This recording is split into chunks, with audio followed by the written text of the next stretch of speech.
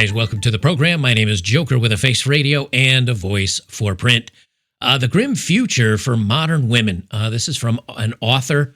She's a writer, a broadcaster, and she regrets never having children or being married. Her name is Kate Mulvey, and this is from back just a little while ago. I regret belittling men. At 63, I've ended up alone. I've done stories like this before, so it's not that shocking a deal when somebody else hits the age of 63 and decides to publish a piece. But remember, she's an author and a broadcaster. How many women are hitting these ages or hitting these points in their lives, and they're saying, well, I kind of have some regrets, and I kind of threw it all away, and now looking back, I wish I had done it differently. But the interesting part is it's not just about this one woman. It's about the millions and tens of millions of women in the Western world that are going to be probably in her same shoes. I've got a little bit of data that I scraped. I had AI scrape up a little bit of data for me, and come to find out this might be the future for over half of women aged 18 to 35 that are now 18 to 35. They're likely going to end up in the same boat.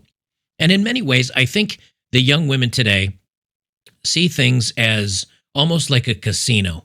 You know, they have high hopes.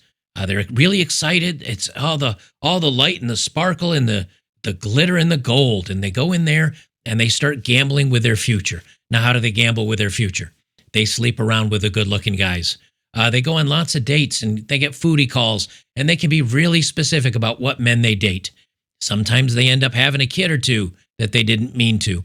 And before you know it, that 35, 38, 49, 39 sets in, and that's when they start running into trouble. Because if you know anything about casinos, yes, you can go right, walk in, take your $100 chip, place it on red 7, spin that roulette wheel, and walk out with, what's the payout on that? 35 to 1, I think. Walk out with $3,500 and you're a winner. But what happens with these women is they say, well, I won $3,500. I can make more. I'm going to keep going, and I'm going to keep going, and I'm going to keep going. And if you know how casinos work, your best odds in a casino are 51, 52% to the house, which means you've got a 48, 47, maybe a 49% chance. But over time, the longer you go, the more you end up losing, because just the odds are always in the house's favor. The only chance you have is playing poker, but that's because you play other people, not necessarily the house. But even then, they're going to scrape their cut. Well, this is the full article here. I regret belittling men at 63. I've ended up alone. Before I read this main article, though, I want you to read what happens at the end. Maybe at one point she was a good-looking woman. It's very hard at 60. She's a rough 63, if I'm just to be honest with it. What do these women look forward to having in their lives, and what does their life look like when they get older? It's the same as when they're younger, just less opportunity. And what do I mean by that? Well, this is Kate Mulvey, the author of this, and I opened up some of her other articles, and they're all about when she hit 63. At 63, I've got a rota of friends with benefits. It's better than a relationship. Now, she wrote this just a short while ago in May, and she says, yeah, basically, my boyfriend and I went our separate ways, and now I'm just sleeping with a bunch of people.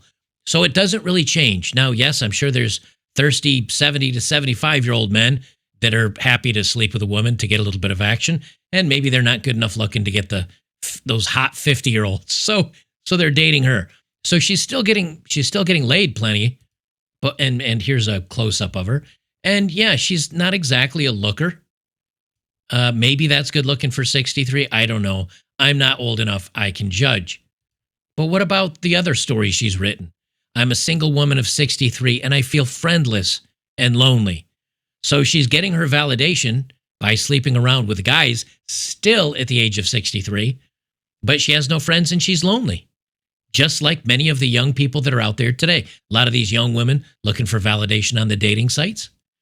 I spent thousands on fun instead of pensions and property. At 63, I'm broke and terrified.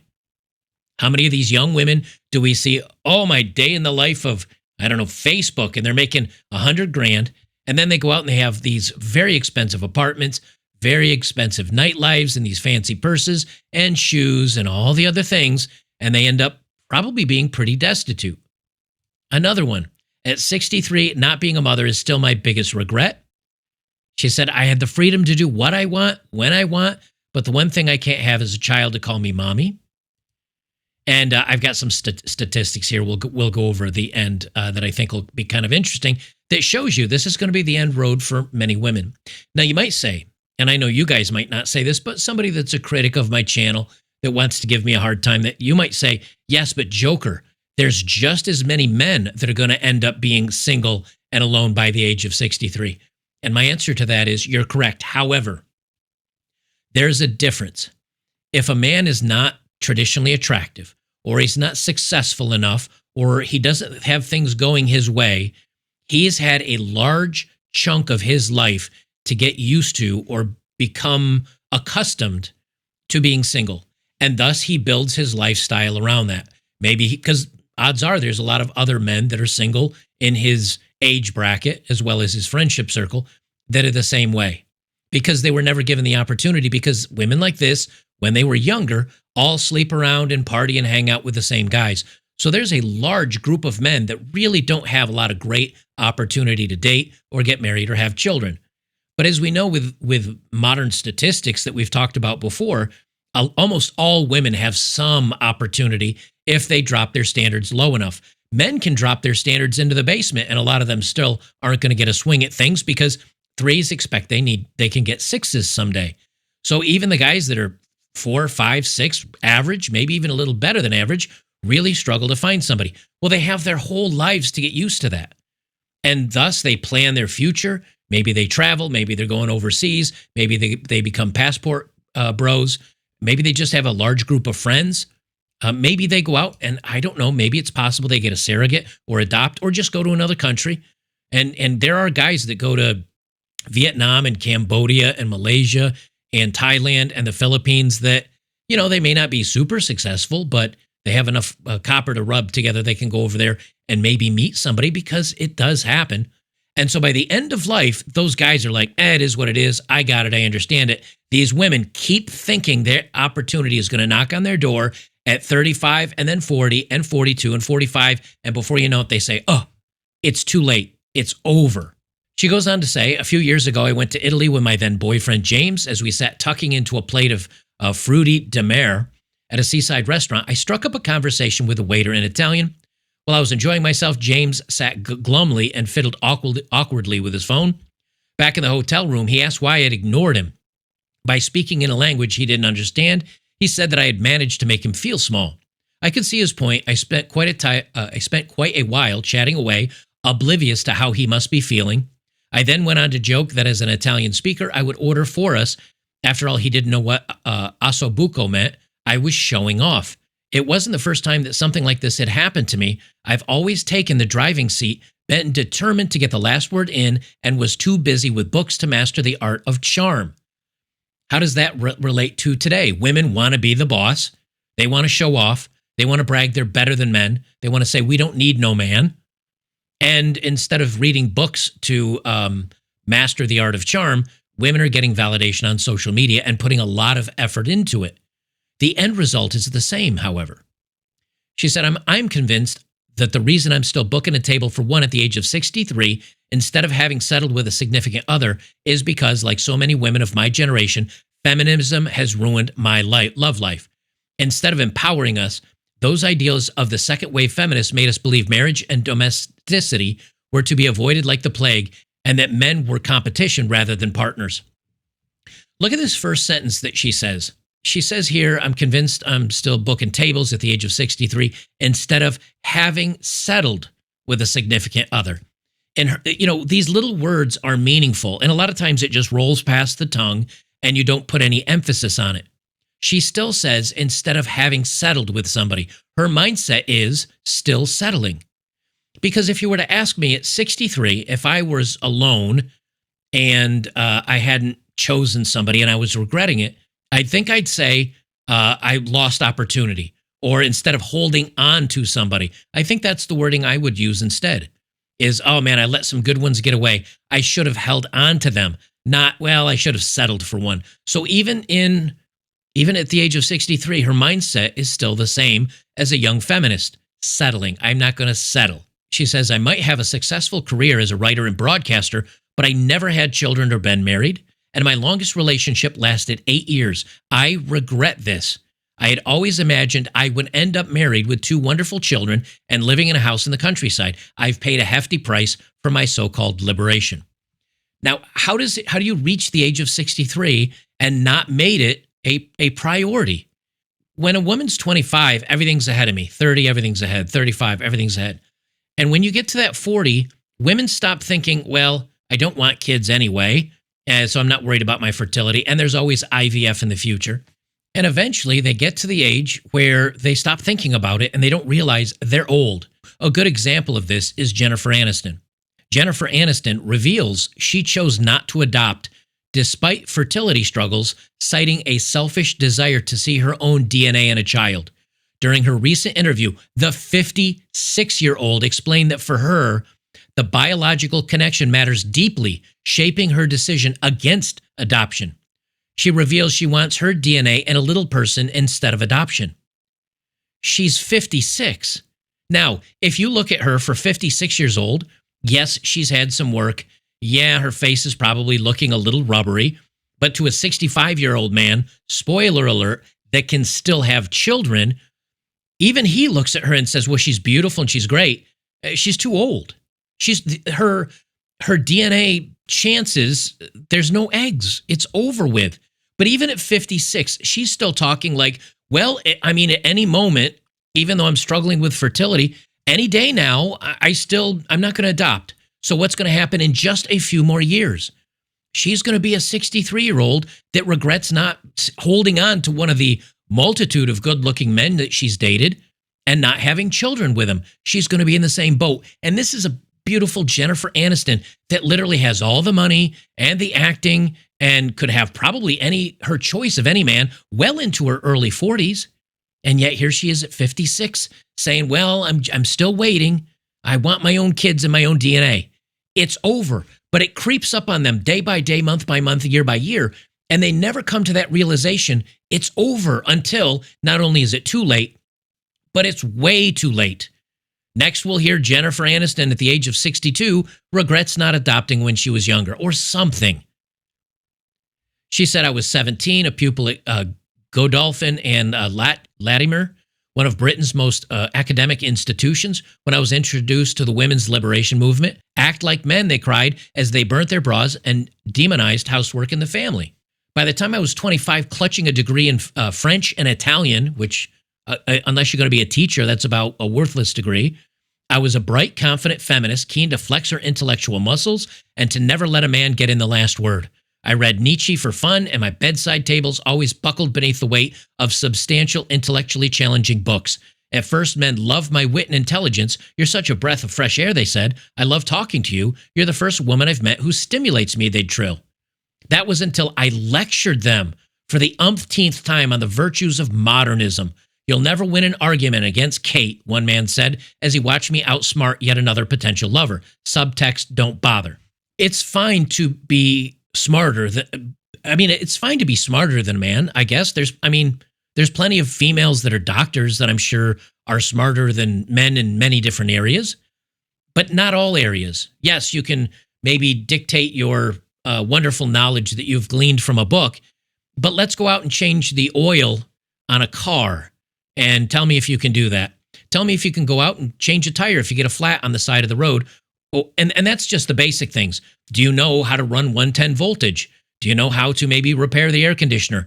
Can you plumb around the house? Now, I use those because there's a lot of blue-collar guys that don't have degrees, but I'll tell you something. If the world goes south and we go on the dark side of the moon or whatever, I can tell you I'd rather have a lot of those blue-collar guys next to me that can say, well, here's how you can filter water. Here's how you can collect rainwater. Here's how you can dig your own well. Here's how you can, rub 2 sticks together and generate enough electricity to run your refrigerator.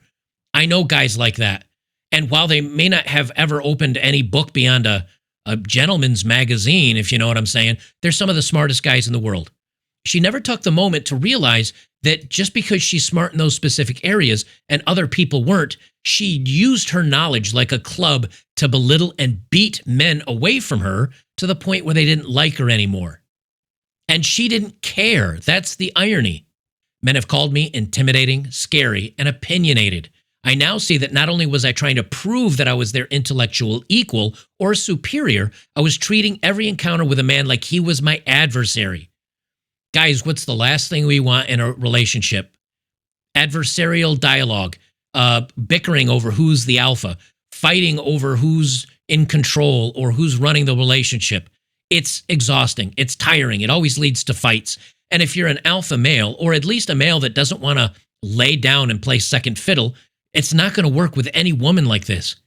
And men see that today, and that's why a lot of guys are saying, no, I'm not interested in my choices today.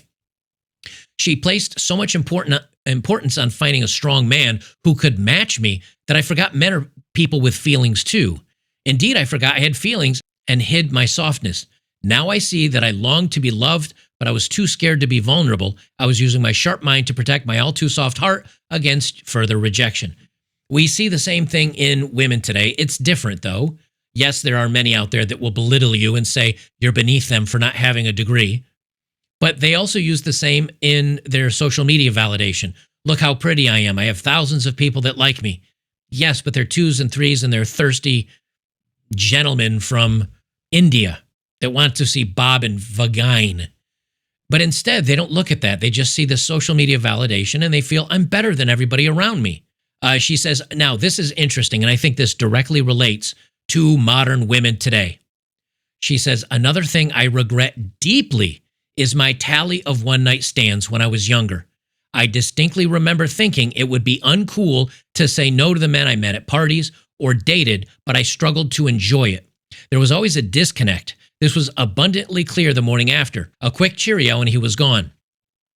While I pretended to enjoy it, I felt uncomfortable about sex so early on. I felt empty and used. Now, why did she do it? Did she really do it because she felt uncool to say no to them? I don't think so. I think, like many women today, she used it as a tool for validation. Not just to say I'm better than men, because she got that intellectually.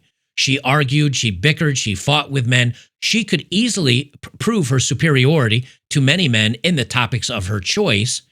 And it was very intellectually stimulating to her. But man after man after man rejected her or found her toothsome or bitter, and they didn't want anything to do with her. But she still wanted to feel loved. She still wanted validation and at least some sort of affection from a man. But because she was scared and intimidated, and she was afraid that to show her softer side, as she says earlier, what way can she get attention from men without risking her heart?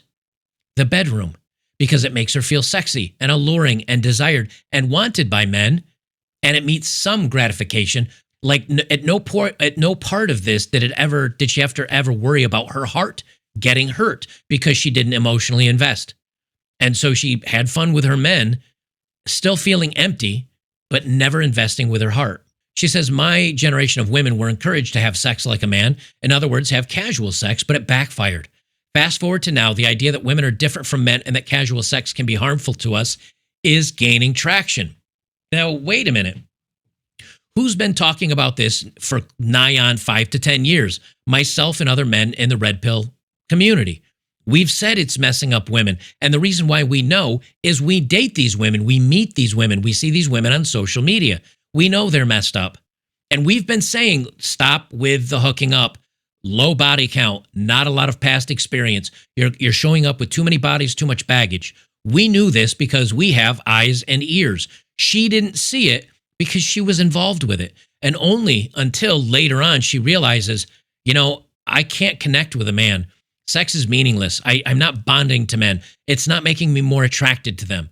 It's because she was broken. She broke herself on the yoke and wheel of casual sex. We men have been screaming this forever now, but we keep being told that we're incels, we're butthurt, or body count doesn't matter, or all the other things. Who hurt you? It turns out, guess what? Once again, women find out we were right once they move past the stage where they can have all the hookups that matter. And they say, I wasted my time, I wasted my youth, I can't fall for a man, sex is meaningless, or it's just a physical action, because they burn out their receptors for bonding to a man because their body count is too high. She says, don't get me wrong, I'm not advocating for a return to the 50s when women were on the shelf by 30 and getting a suitable husband was their goal in life. But I wonder if by refusing to show any chinks in my intellectual armor, I'm the one who's losing out. Why wouldn't you advocate for returning to the 1950s when women were on the shelf by 30 and getting a suitable husband? You know, I've talked about these statistics before, but if you go back and look at happiness indexes, they were highest in the 50s and 60s, and they've been trending downward. And the only thing that's brought them upward a little bit was medicating by these women going into psychologists and getting some happy pills to get them back on track. Think about this. The 1950s woman, which my mother was one, she worked as a secretary. My father was an engineer. He met her going into work one day, saw there's a secretary that's caught my eye. He talked her up a little bit. They went on a few dates. They started dating seriously. They got married. You know, it's not necessary. I mean, I'm sure my mother dated other people beforehand. I'm sure my father did. But what they weren't doing is all the hookups and the body count. And, can I do better? And what about this? And what about that? They found somebody that said, hey, you know what? There's some attraction here. We get along pretty well. Let's make a go of it. And the other key part is when they reached rough parts in the relationship, they didn't just throw their hands up and say, that's it, I quit. They worked on it. Now, in some cases, yes, you work on it, and it doesn't work out. But in a lot more, if both people are reasonable and adults about things and they have decent dialogue and they value each other and their opinions, a lot of this stuff you can meet on middle ground or work things out. We don't do that anymore. We're in the fast food of relationships. Take 3 bites, and if you don't like it, throw it out and go through the next drive-through to pick out the next person you're going to date. That's what everybody's doing. Things just have to change. Why is it bad just to say we should go back to the 1950s if we could? In many ways we can't, but weren't things better back then? People had families. Yeah, there were some issues, but if you ask me, women were a lot happier just based on metrics, and they weren't having to pop the happy pills to get to that place like they are today. 63% of women today are on prescriptions to get themselves to their happy place, Xanax and all this other stuff. They're not happy, and because if you need medication to get happy, something's wrong. I think we should go back. I really do. Anyway, she wraps up by, whilst I'll never be a giggly man pleaser and have no intention of playing second fiddle to a man, the confident signals I've been giving out all these years were at odds with what's going on inside. See, she still has no intention of playing second fiddle to the man. She wants to be an alpha woman. She will be an alpha woman to the grave. Unless she could probably go to some sort of a protest where there's very progressive men. Maybe she could find a weak-willed man that'll settle. But she's probably still too argumentative. And she probably still thinks she's better than he is because of, I don't know, her intellect or whatever. I've learned to step back and let things go. And I've realized that things mustn't always veer towards the satisfaction of the self. I'm struck by how easy and peaceful it feels to let my dates take the lead. It's not a case of dumbing down or morphing into a Stepford woman. Notice how she keeps having to say, I'm still a feminist, everybody. I'm still strong and powerful. I'm still a feminist, but it is easy and peaceful to let my dates and boyfriends take the lead. It's not a case of dumbing down. Yeah, we get that. Simply dialing down a bit of me and letting them shine. FYI, my diary's wide open. Go on, I dare you. It's too late. She can't dial it back enough. She's so set in her ways, she'll be a feminist right up till she slides into the grave. I did ask, and I'll make this very quick because this is a little bit longer video.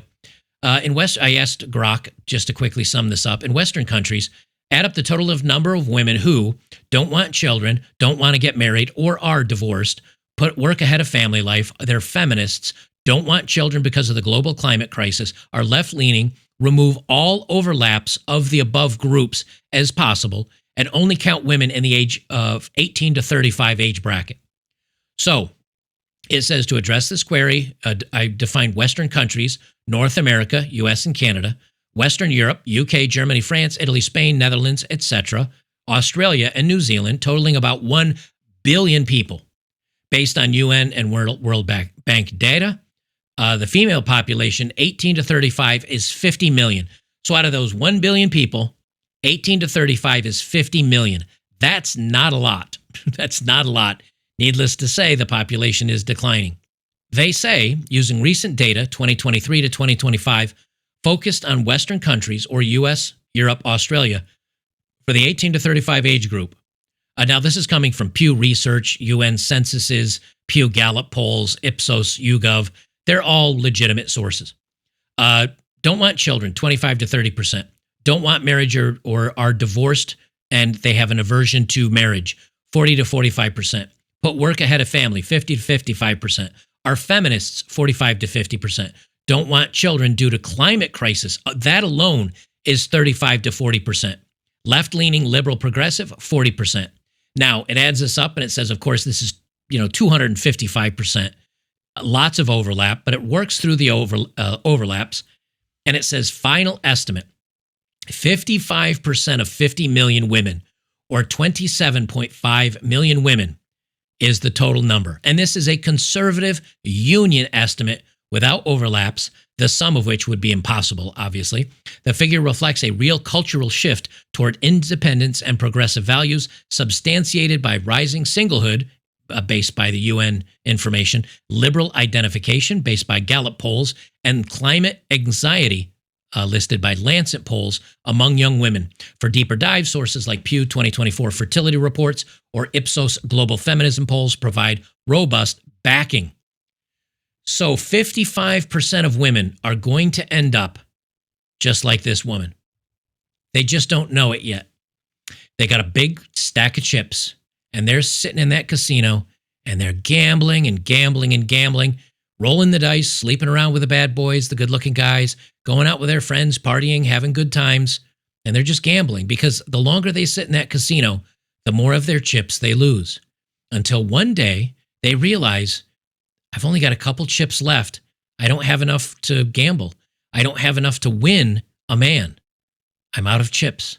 I'm out of money, and I'm out of time. And they never see it coming. They always think there's more cash in the bank and that they can keep rolling and rolling and rolling until one day they just realize they're 63 and they've ended up alone. We got a lot of cat ladies coming. Buckle up. But I will say this, before I say buckle up, boys, I will say this. Even at 63, she's got a lot of friends with benefits. So ironically, the thing that men most use women for, which is sex. I mean, if a man couldn't sleep with his wife, he wouldn't get married. If a man couldn't sleep with a girlfriend, he'd probably not date her. But even at 63, she's got a lot of guys that'll sleep with her. So that hasn't gone away for the alpha males and the women. They're still sleeping with each other. It's just no one's getting paired up anymore. And so her value, after all the books she's read, after all her degrees, after everything she's done, she's now penniless. She says herself she wished to, she spent thousands on fun instead of pensions and property. She's 63, broke and terrified. So what is her value at the age of 63? She's just another port in the storm for men. And that's it.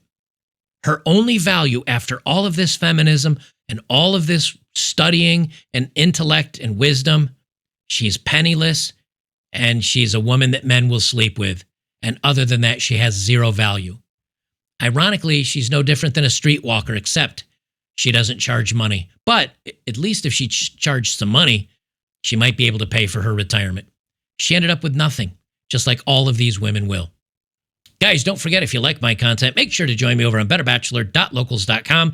$5 a month, put you behind a paywall. Come over and try it for a month.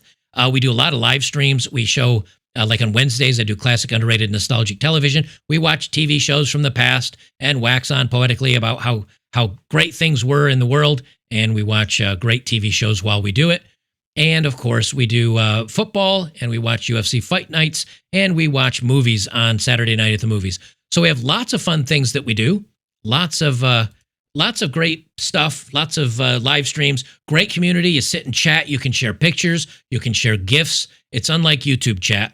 You actually make friends with these guys. We have a pretty steady 100 to 200 guys that jump in and watch these streams. Many of them, they give each other a hard time. Many of them become friends. It's a really interesting community. And so if you find yourself on Wednesdays, Fridays, Saturdays, or Sundays not having a great community or some friends to hang out with, come join us, pay the $5, get behind the paywall so you don't have to be bothered by bots. That $5 also goes towards a good cause. I am still working on the men's retreat.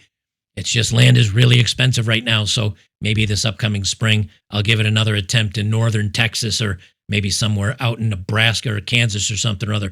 Anyway, come on over, join us. You'll be glad you did. And we will see you guys in the next one.